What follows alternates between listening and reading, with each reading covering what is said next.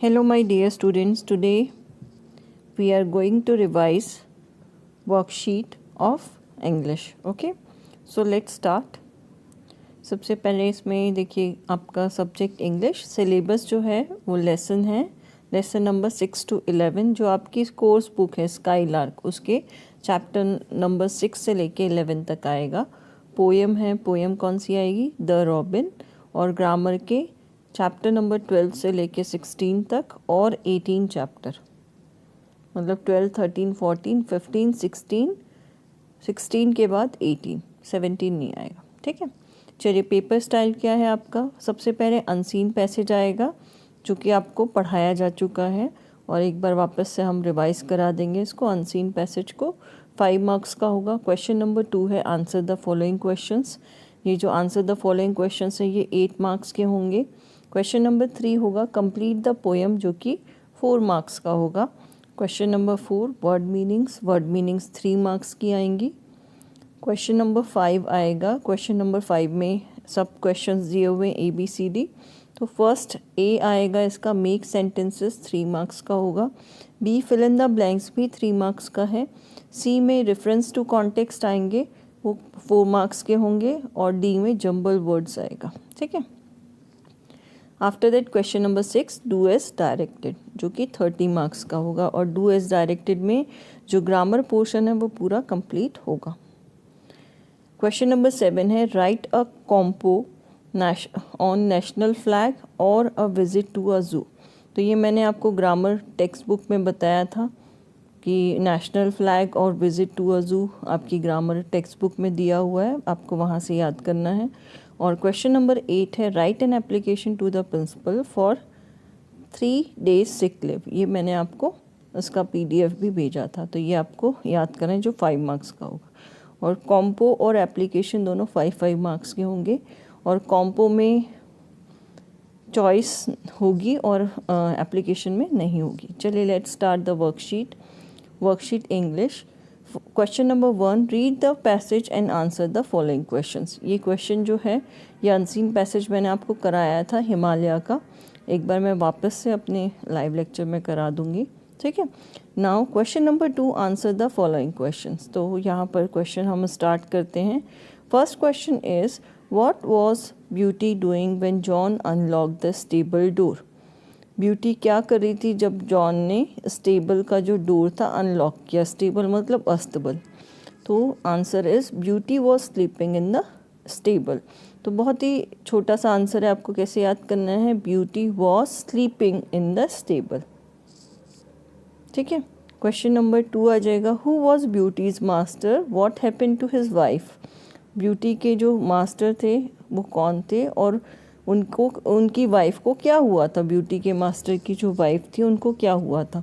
तो answer is Squire Gordon. Squire की spelling आपको याद करनी पड़ेगी. क्या होगी स्क्वायर की spelling, SQUIRE, Squire Gordon, GORDON. आपको मालूम है फर्स्ट लेटर कैपिटल होता है और जो नेम का लेटर होता है वो भी कैपिटल होता है. तो स्क्वायर का S और गॉर्डन का G दोनों कैपिटल होंगे. Squire Gordon was Beauty's master. His wife was very sick. उनकी जो वाइफ थी वो बहुत ज़्यादा बीमार थी. ठीक है, now question number 3 is where did Rip Van Winkle live. Rip Van Winkle कहाँ रहते थे. आंसर आ जाएगा Rip Van Winkle lived in a little village at the foot of the Catskill mountains. तो यहाँ पर आंसर में आपको लिखना है कि रिप वैन विंकल एक छोटे से गांव में रहते थे जो कि कैटस्किल माउंटेन के फुट पर बसा हुआ था. ठीक है, now question number 4 who was वॉज वुल्फ. वुल्फ कौन था. तो आंसर आएगा Wolf was a dog. Wolf एक डॉग का नाम था. Rip's only loyal friend. और जो रिप थे उनका ये इकलौता फ्रेंड था जो कि बहुत ज़्यादा लॉयल था, ईमानदार था, वफादार था. ठीक है, fifth is what did the little plant sip. Question number 5 पूछा गया है कि जो लिटिल प्लांट है वो क्या सिप करती थी, क्या पीती थी. तो आंसर आ जाएगा the little plant sipped the due. तो जो लिटिल प्लांट थी वो क्या करती थी, क्या सिप करती थी, ड्यू. ड्यू मीन्स जो ओस की बूंदें गिरी रहती है ना मॉर्निंग में विंटर में, उसको ड्यू बोलते हैं, तो उस ड्यू को लिटिल प्लांट सिप करता था। Question number 6 is describe the branches of the trees. तो आंसर क्या आ जाएगा?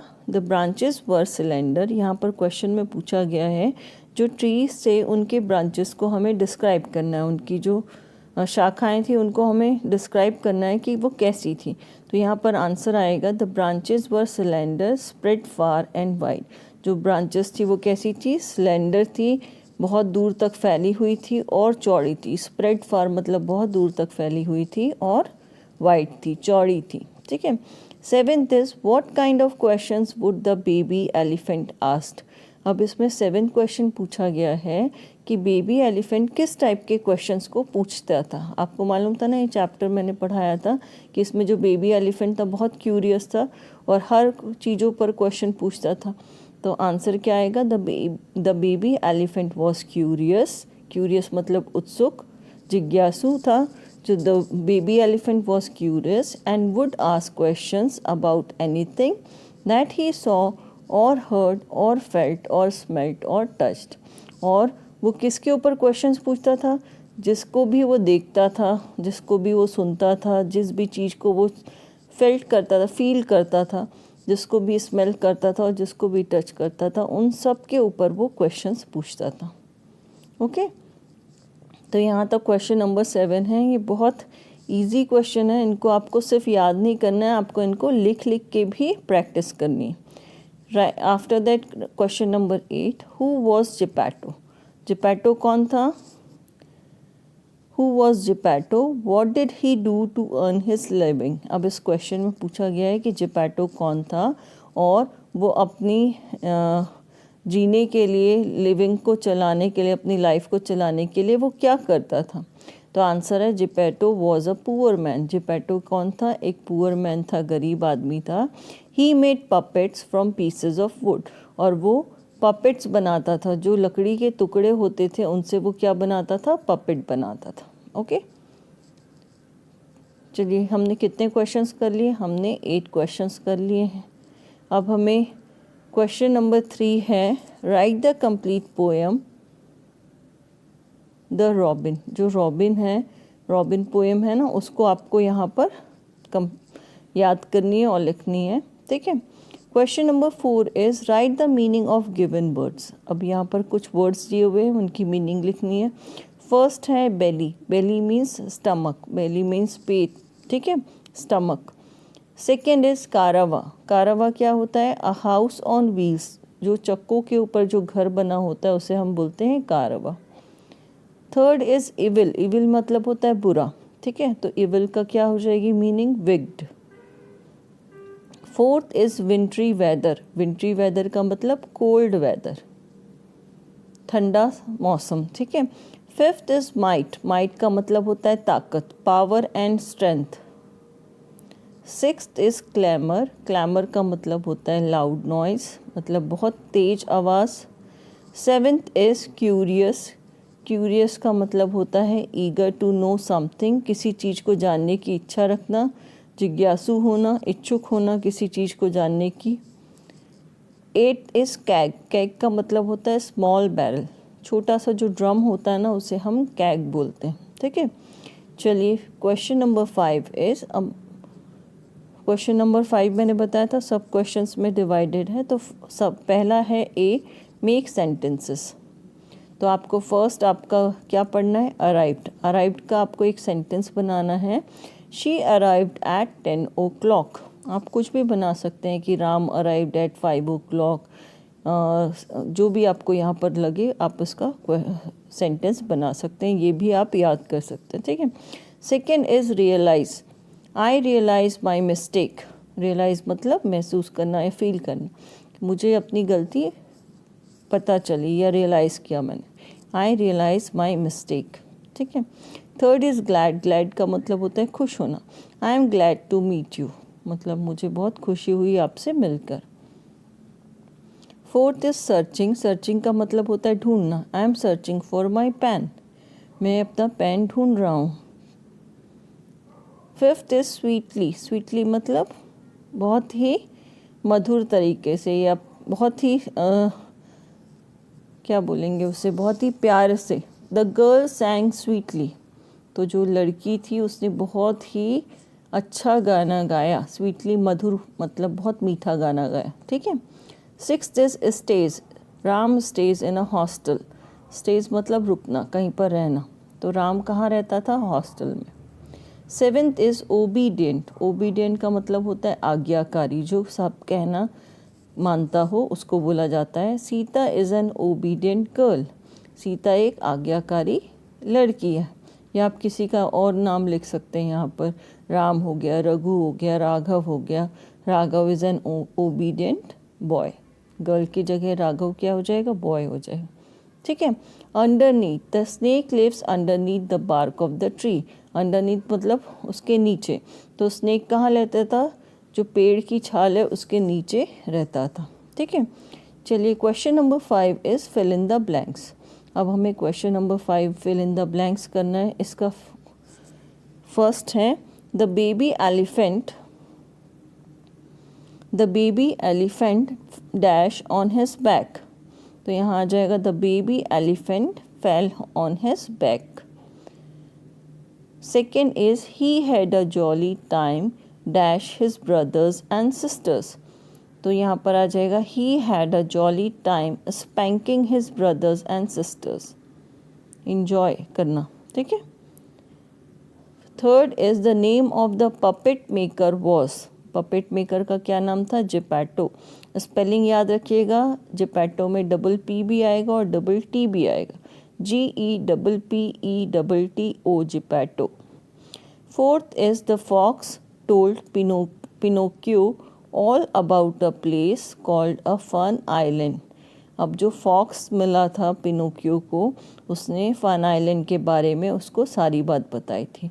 The fox told Pinocchio all about a place called, जिसे हम क्या बोलते हैं, फन आइलैंड, उसके बारे में बताया था।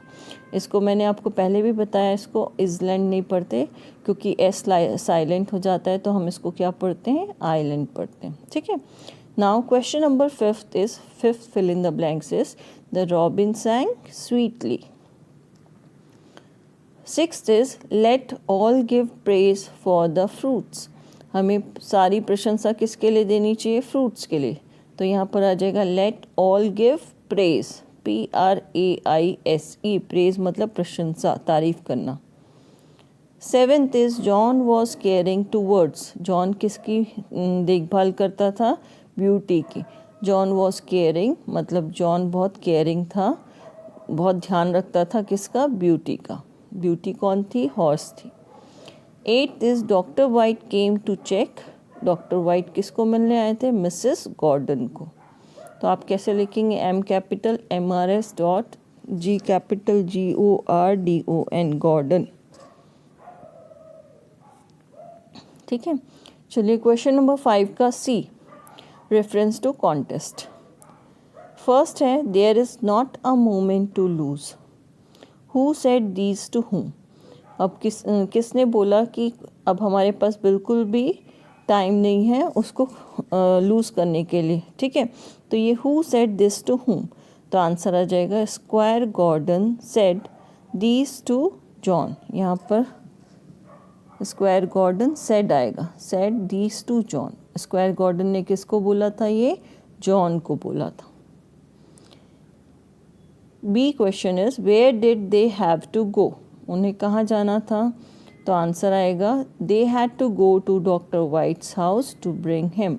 तो उन्हें कहाँ जाना था, जॉन और ब्यूटी को डॉक्टर वाइट के घर जाना था। They had to go to doctor White's house to bring him, ताकि वो डॉक्टर वाइट को अपने साथ लेके आ सकें। Now question number 2 is what is your name my good woman, asked he. उसने पूछा कि आपका नाम क्या है, good woman. Who asked this question, ये क्वेश्चन किसने पूछा था, तो आंसर क्या आ जाएगा, Rip Van Winkle asked this question. ये क्वेश्चन किसने पूछा था, रिप वैन विंकल ने पूछा था। B is what answer did he get, अब उन्हें क्या आंसर मिला, the women answer that her name was Judith Gardner. उस वुमेन ने बताया, उस औरत ने बताया, उस गुड लेडी ने बताया कि मेरा नाम क्या है, जूडिथ गार्डनियर। स्पेलिंग कैसे याद रखेंगे, Judith, JUDITH, Judith Gardenier, GARDENIER, Judith Gardenier. Okay,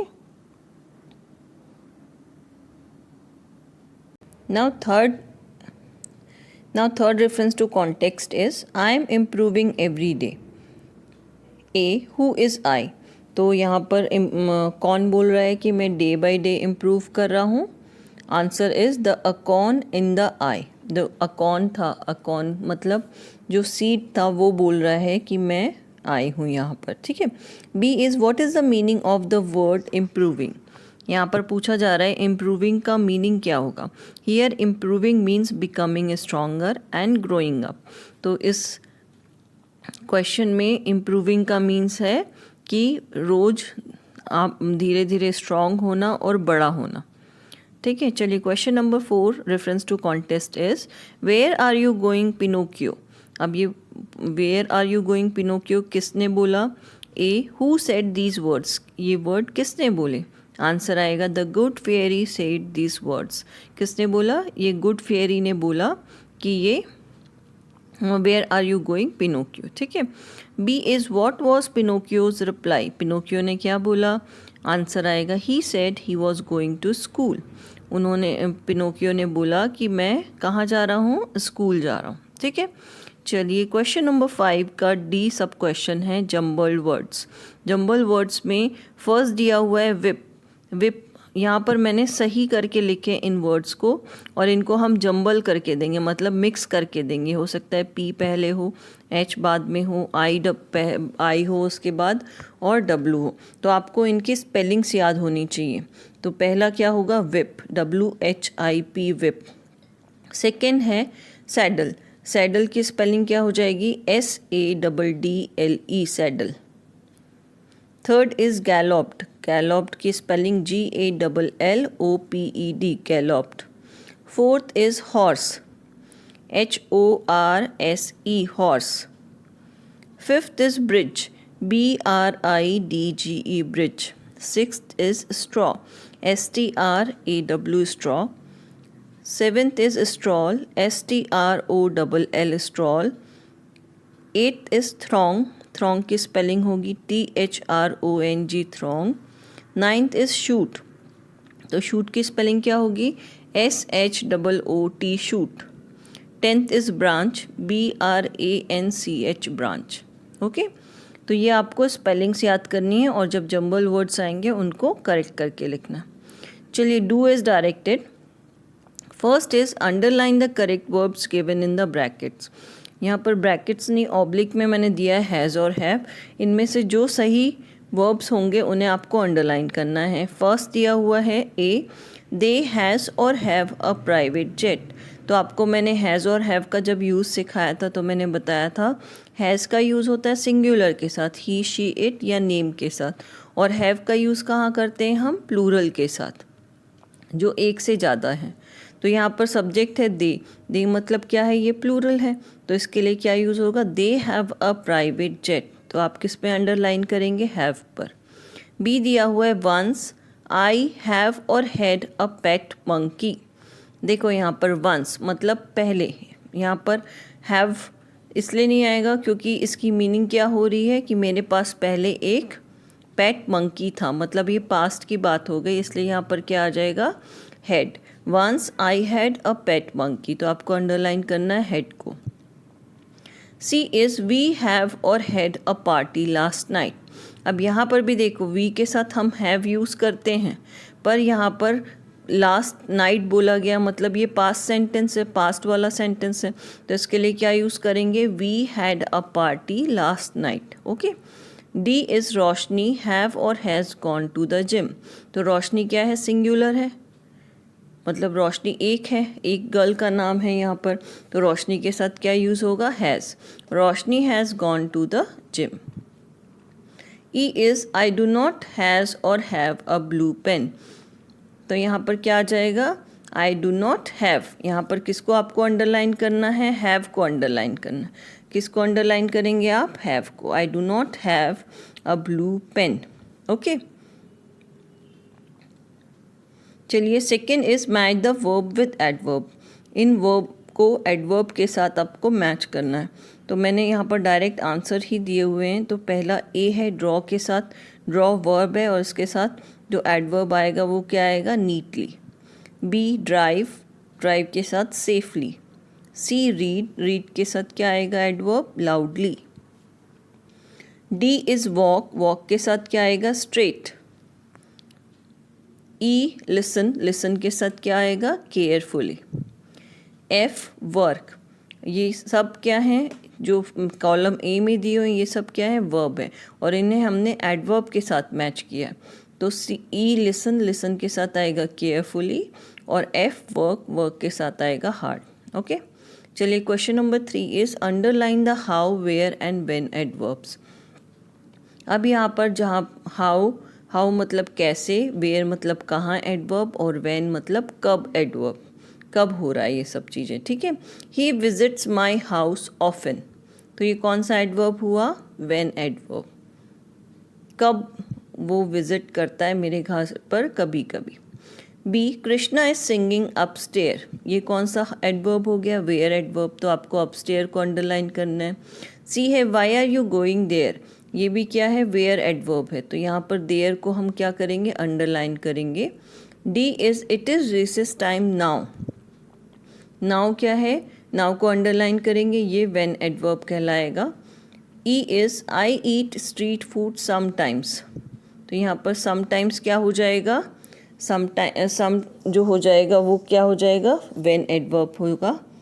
next is F the children are playing nearby, जो चिल्ड्रन हैं वो पास में खेल रहे थे, तो यह नियर बाय को हमें अंडरलाइन करना है और ये कौन सा एडवर्ब हो जाएगा, वेयर एडवर्ब होगा।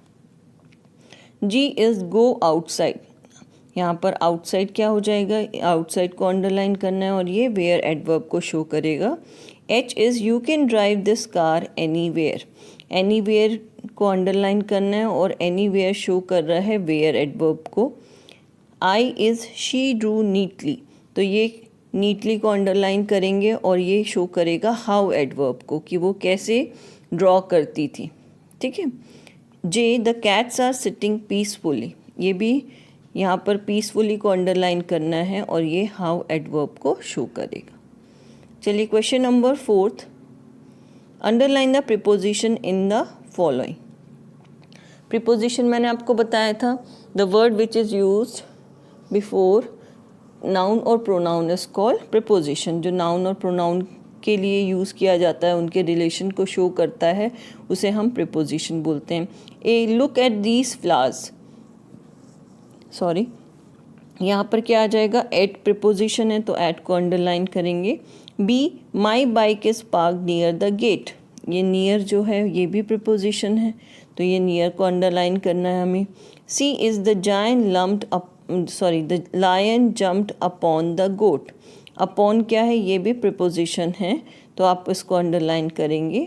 D is he was born in 2007, यहाँ पर देखिए जो इन है, इन क्या है, प्रीपोजिशन है, तो इनको अंडरलाइन करेंगे, ही वॉज बोर्न इन 2007, ठीक है। जब ईयर की बात होती है तो हम इन प्रीपोजिशन यूज़ करते हैं।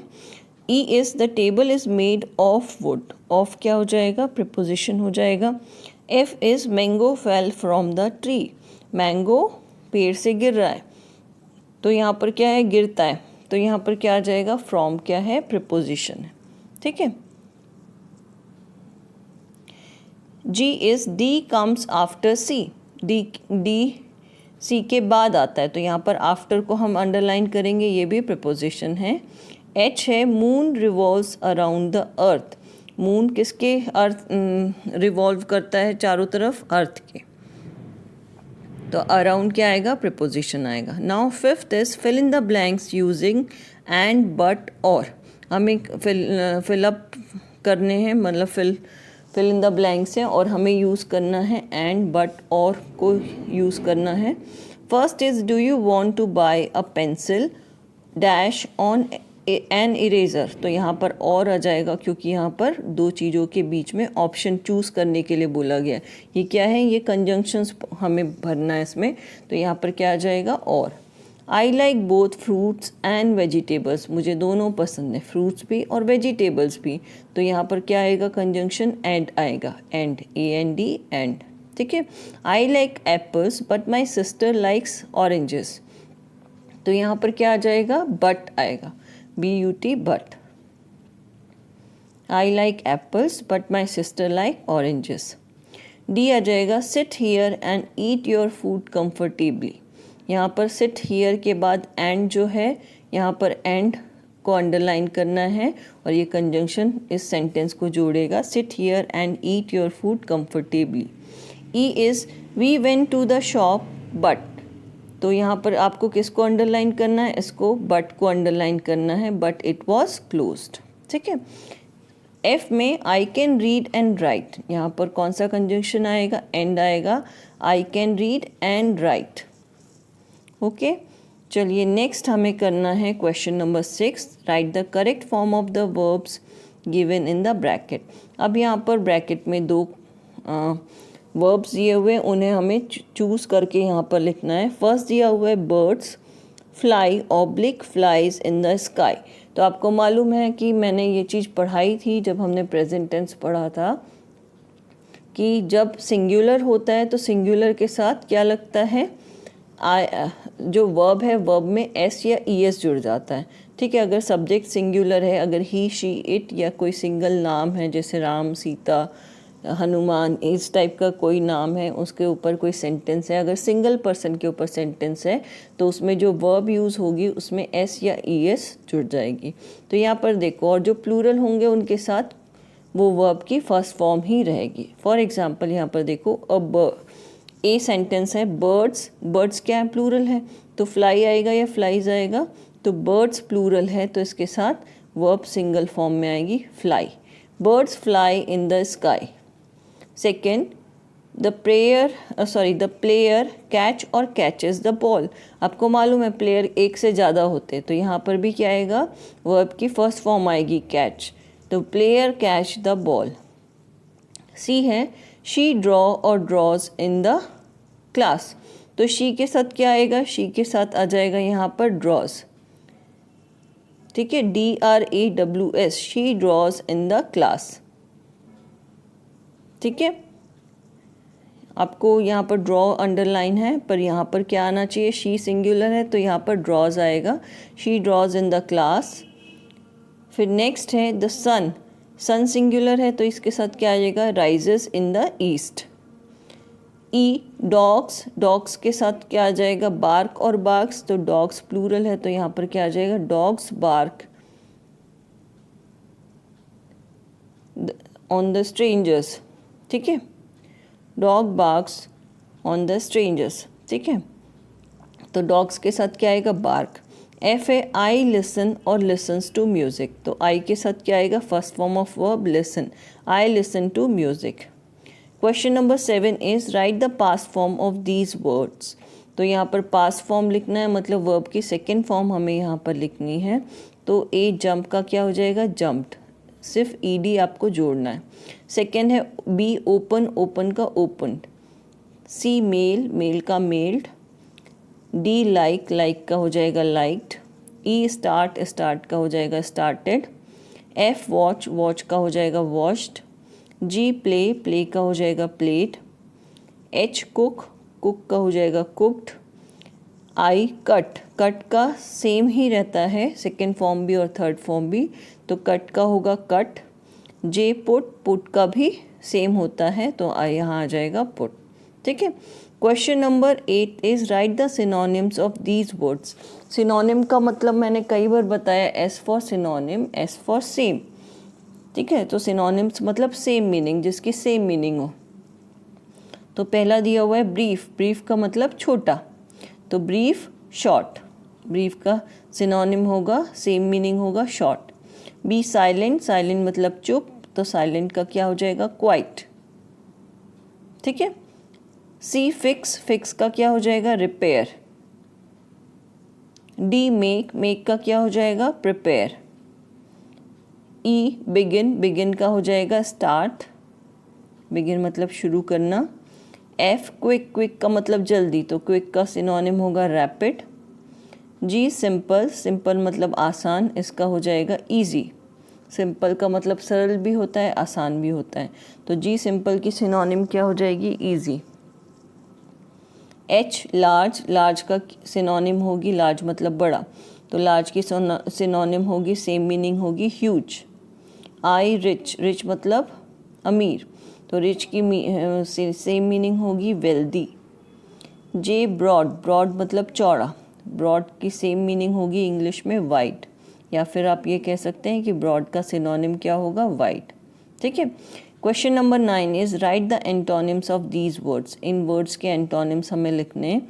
ए ब्यूटीफुल, ब्यूटीफुल का अगली। बी गिव, गिव का हो जाएगा टेक। सी स्ट्रॉन्ग, स्ट्रॉन्ग का हो जाएगा वीक।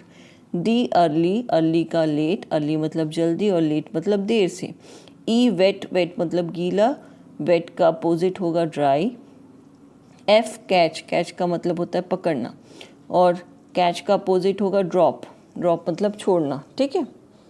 जी गुड, गुड मतलब अच्छा, गुड का अपोजिट हो जाएगा बैड, बुरा। एच पोलाइट, पोलाइट मतलब नम्रता, और पोलाइट का अपोजिट हो जाएगा रूड। आई बैकवर्ड, बैकवर्ड मतलब